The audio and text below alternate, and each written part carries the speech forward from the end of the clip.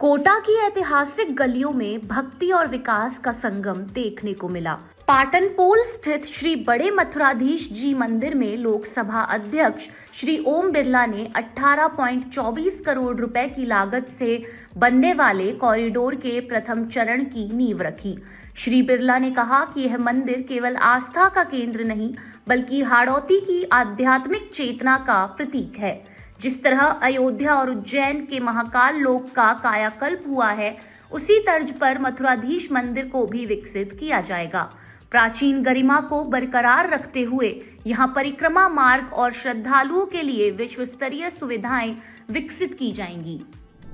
महोत्सव हमेशा हमारे देश के अलग अलग राज्यों, अलग अलग जिलों की वहाँ की विरासत, वहाँ की संस्कृति, वहाँ की परंपराओं, वहाँ के ऐतिहासिक स्थलों को जोड़ने का काम करता है।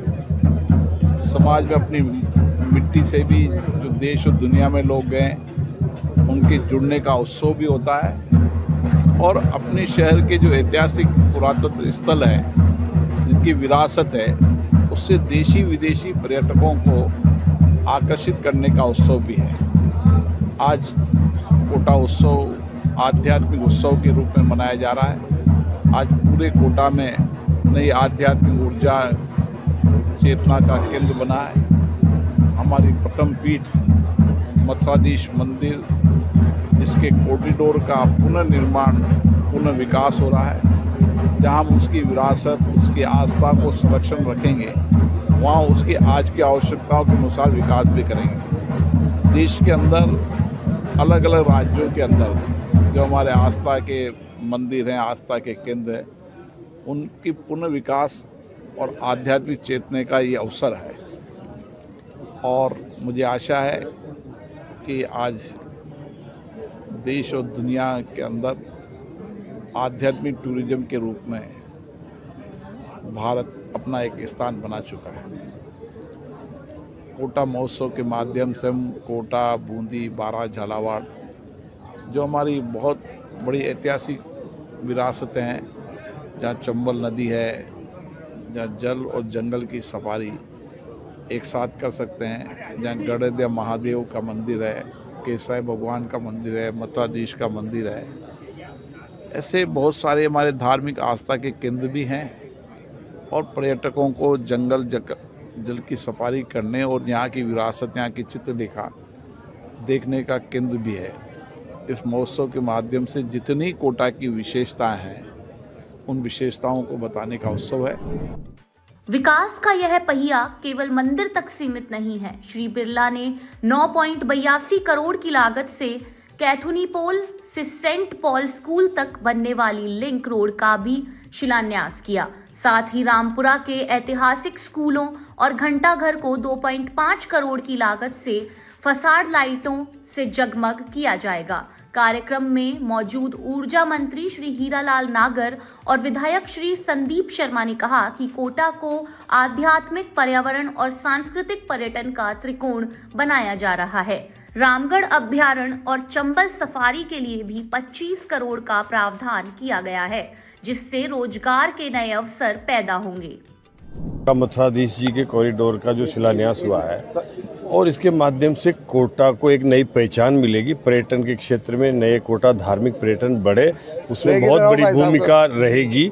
और जिस तरह से ये वल्लभ संप्रदाय की प्रथम पीठ है, इसके प्रति लोगों में श्रद्धा और आस्था है। इस आस्था और श्रद्धा के केंद्र को धार्मिक पर्यटन के माध्यम से बढ़ावा देने के लिए जब यहाँ एक कॉरिडोर बनेगा, यहाँ आवागमन सुगम होगा, वहाँ पर आने वाले पर्यटकों को सुविधाएं मिलेगी, वहाँ पर पार्किंग स्थल का विस्तार होगा, तो निश्चित रूप से यहाँ आने वाला पर्यटक चाहे यहाँ से जाकर के उज्जैन जाए, ये एक कृष्ण पथम रहा है, तो इसके माध्यम से काफ़ी बड़ा पर्यटन की संभावना यहाँ है। और कोटा आने वाला अगर धार्मिक पर्यटन यहाँ आएगा तो वो रिवर फ्रंट से लेकर के, चंबल सफारी से लेकर के, जंगल सफारी से लेकर के उन सब की सुविधाएं भी उठा पाएगा।